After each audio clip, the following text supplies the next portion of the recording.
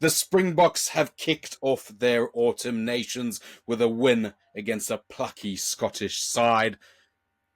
Welcome back to the Rugby Oaks. My name's Matt. I'm with George, and today we're going to review the Springboks' victory over Scotland. George, what are your initial thoughts on the match? How are you feeling for those 80 minutes? Not very good.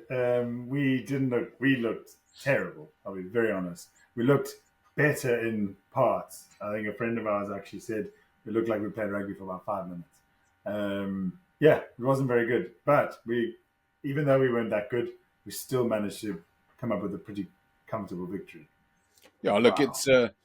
it's the kind of the stamp of a championship team that can have an off day and have a team playing probably their best rugby against them, but still come up with the W. One of the key areas here, look, we're rusty, definitely rusty. That 5 weeks off, whatever it was. Remember, only a few of the Springboks were actually playing URC rugby. Some of the starters who came on the second half certainly were being rested through and only had a couple of games. It's essentially the start of a kind of new season. The group's back together. But what I found really, really kind of interesting was that there were handling errors. There were mistakes at set piece. It was sloppy in a lot of areas where we pride ourselves that it's quite basic. You know, Kane and Moody taking his eye off the balls, not catching it, straight run to the try line versus one player, you'd back him to score. Knock-ons all over the parks, 2 missed line-outs in a row. And to add to that, George, it took 14 and a half minutes to get the first scrum. So we couldn't put our ascendancy on at scrum time, which was smart from the Scots, keeping it out of our hands. But George, what is the commentators were going nuts about how well Scotland were playing, and look, Scotland tried their best. They pushed really hard. Finn Russell was doing all his magical things. Duan van der Merwe missing once again. That's midfield for Scotland. Fabulous. Absolutely fantastic. But if you don't score tries and the other team scores tries, you're not going to win. You're never going to win. You know, 4 tries, a brace from Mapimpi, absolute legend. So happy for him. And between that was a Thomas du Toit try and a Jasper Visser right to the death there. So 4 tries against 1, 2, 3, 4, 5 conversions. And that's the difference.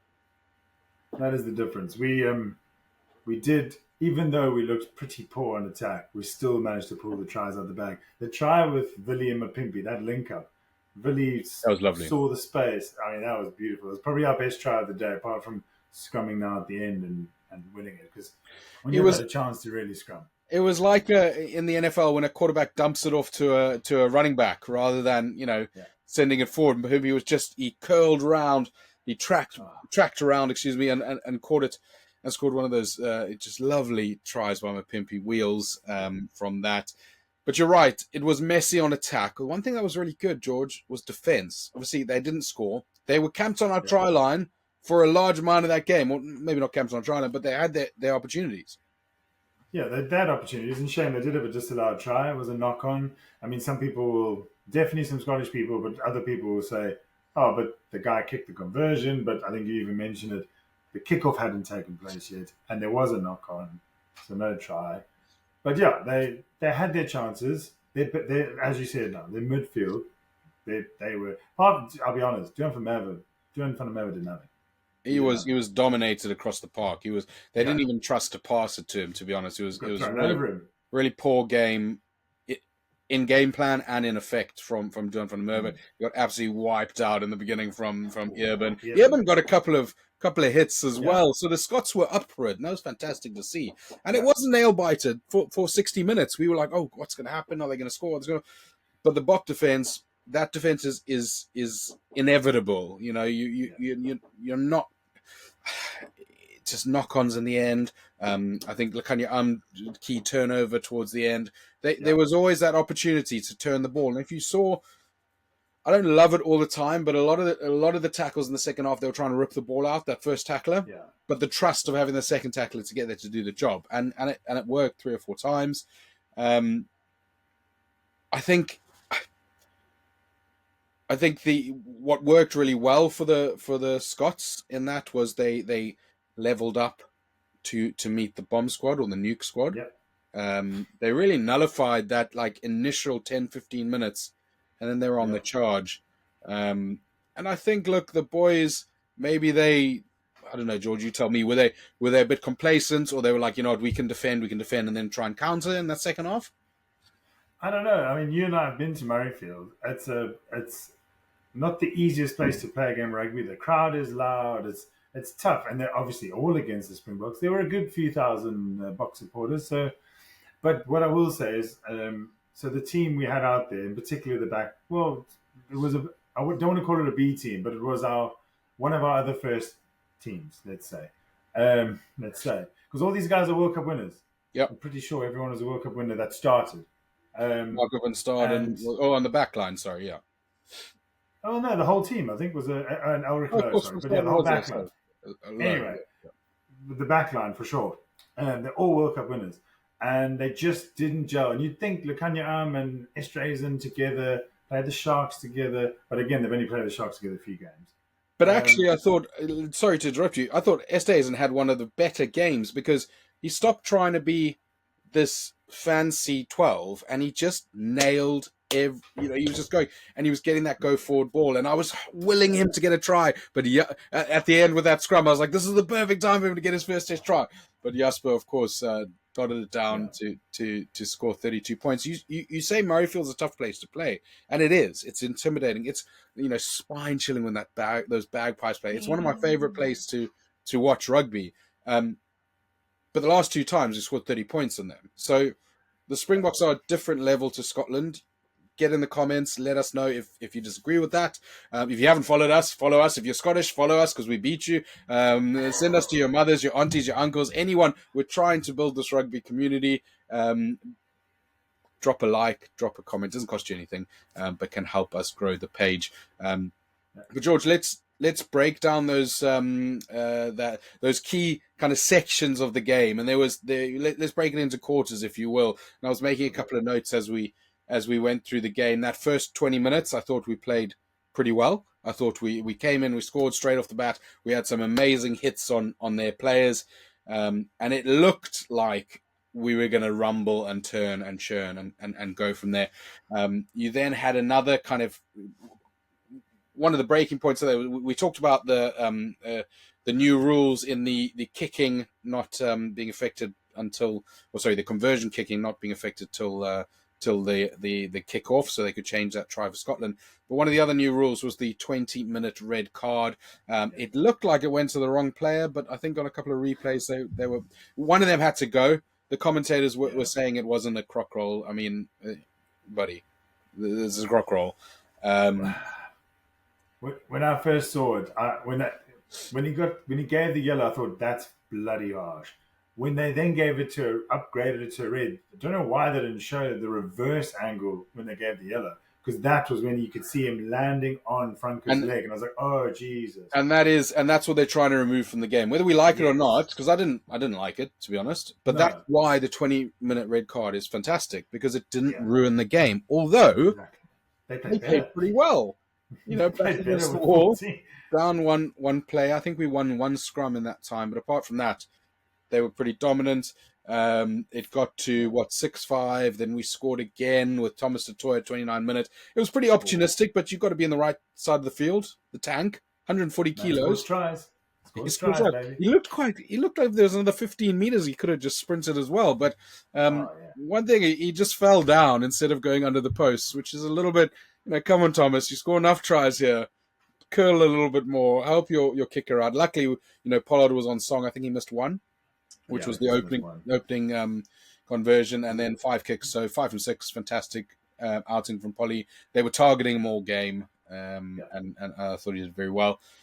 But then going into that second half, it was very much a 20-minute period of Scotland doing everything they possibly could to try and score a try, and they played very well.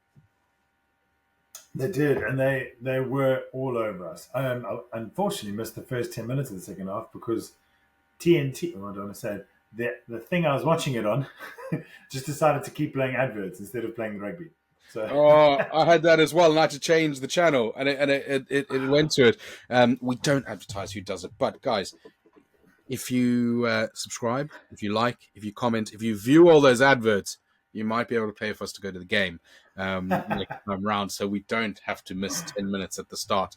But look, we came on, we made one change at half time. RG Snyman came on, and then about 6 minutes later, I think he thought we were going to score a try.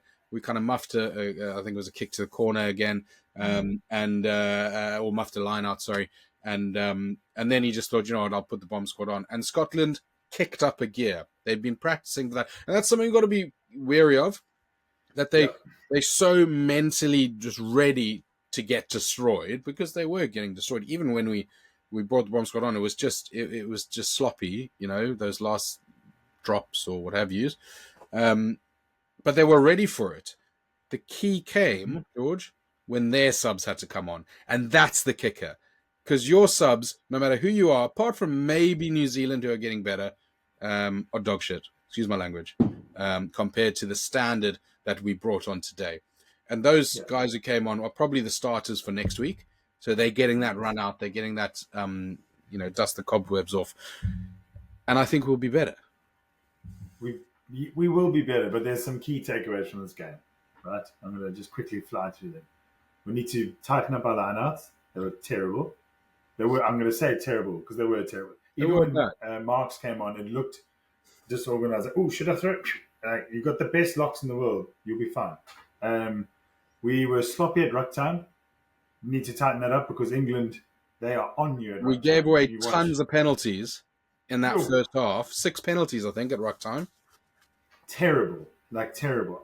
To be fair, I thought Mapimpi's yellow card was harsh. I thought someone else, not Mapimpi, I thought somebody else deserved the yellow, but I saw why he got it in the end. He was sort of offside the whole time. Yeah. But I thought the other, I think it might have been Caden Moody, who might have been more in the way. Anyway, or Villy. So those need to we need to sort that out because you cannot mess that up. England's going to come firing because they've just lost twice at home. They always bring it when we... And they can score tries. And they can score tries. They look at 30 whatever points last night. So wasn't enough. We need to wake up. The other juicy bit of what I definitely noticed a kick up in gear. Grant Williams coming on. My goodness. Grant Williams is electric. Hendricks, I think, had a pretty average game. I think he was quite rusty, but he was fine. He was slow at the breakdown. He was really slow at the breakdown. Gave the Scots a second bite of the cherry almost every time and allowed them to reset their line-out, which bringing Grant Williams on just sparks that. And I wonder if that's because it's second half. But Grant Williams played so well in the Rugby Championship. I'd like him to start next week. I don't know about you. Absolutely. I will not disagree with that. Unless we start with Manu Lebok, which I don't think we will. But I don't know. Who knows? Who knows? Yeah, look, I'm not... let's leave that prediction for the next video. But, George, player of the match was Irben Etzebeth. He was on for 80 minutes. He was the only forward who was there the whole time. I thought he was strong. I thought he carried well.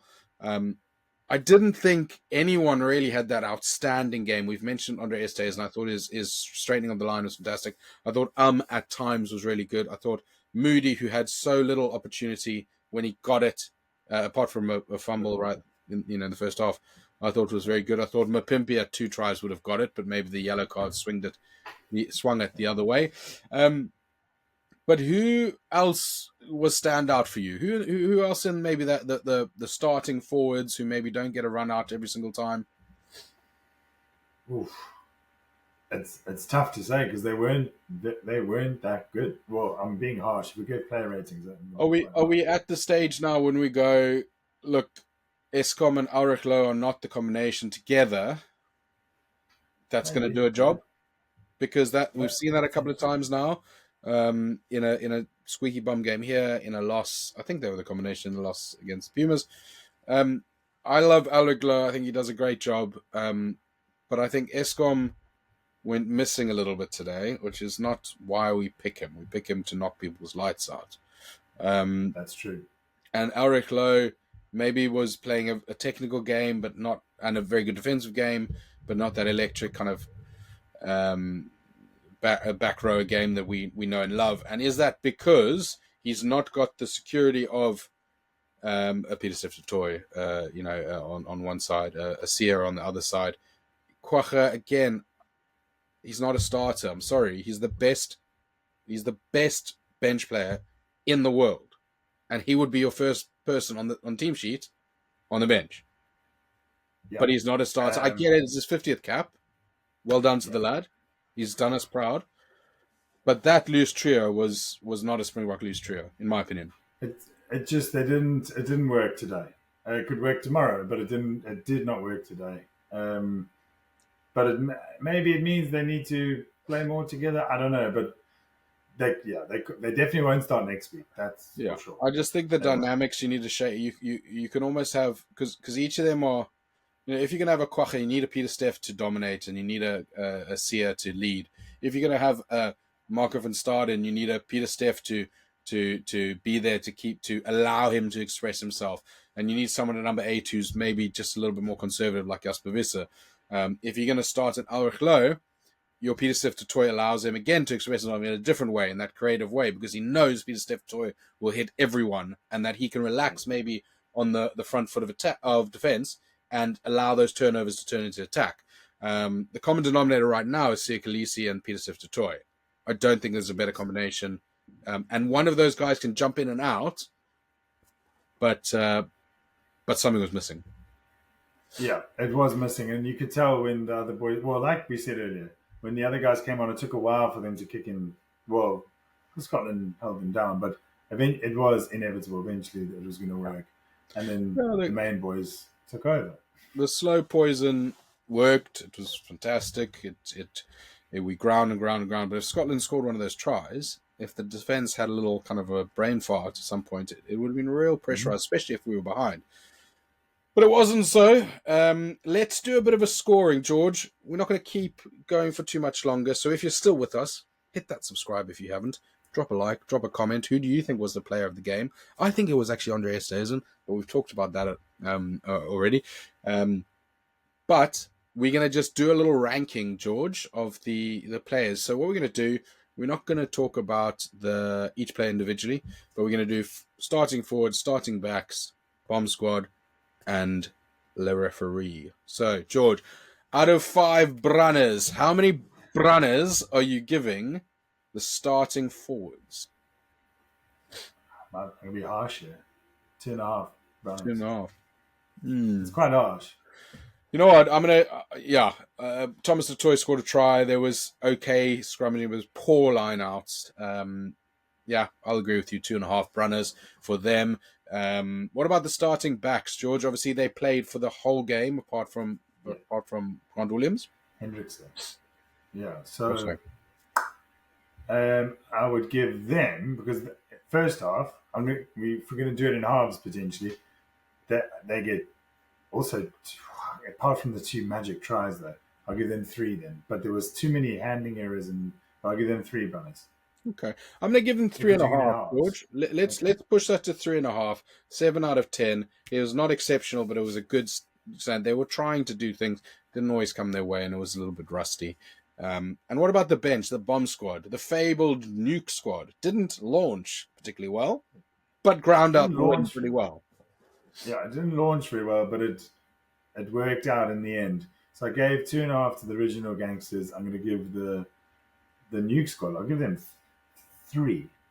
Yeah, because they didn't start well. That's about right. And they also had troublesome lineups as well. I don't think we lost any, but can't remember. But it just didn't look clean. Yeah. So let's have a bit of fun here. How many Brunners would you give? How many drams of whiskey would you give to the Scotland team?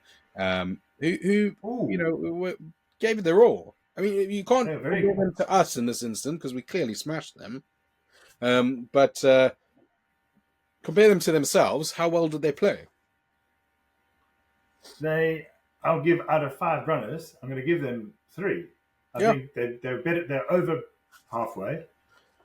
They didn't score a try. They could have a couple of times, and they've tested us a lot. Yeah. So 3 is fair. I don't want to say it's generous, but 3 is fair, considering they also had a bloody red card. Yeah, I think 3 drams of whiskey for them out of 5. I think that's probably quite fair. I think that game, and let me be a little bit controversial here, that performance by Scotland wins 4 out of 5 Six Nations matches, with the only one they would lose to Ooh, would be Ireland, whose defence is just too good to allow that kind of. It was similar to how we Margin. played, but everyone They else, I might think they lose to beat France. at Murrayfield. At Murrayfield, they win Oh, 4 out of 5. France. Let us know in the comments if you agree with that. I mean, they might do it next year. They might not. It might take another 100 years for them to win anything. However, George, interesting one, because referee had one of the worst referee performances of his career, or of my viewing career, quite frankly, in the match against the Pumas when we lost. I thought he was absolutely a wet blanket, and pretty terrible. Um, Yeah. he looks like a child. He refed it like a child. And actually, I thought he was really, really bad back then. Flip it to a couple months later, I thought he had a clean game. I thought he had a good game. I didn't think you said. There's obviously we always, as South Africans and as rugby supporters in general, always go, the ref made it. But it was, and yes, we won. So people say, of course, you don't think the ref was bad, but he was okay. There Yeah, was nothing. I thought he was. He The was. only thing, sorry, the only thing I was going to say was the red card. But then when they showed the flip side, the flipped angle, I was like, oh, right. That's the beauty of it. Immediately, I was like, that's a You're terrible taking ref. that decision away from him, and that's the beauty of it. Yeah.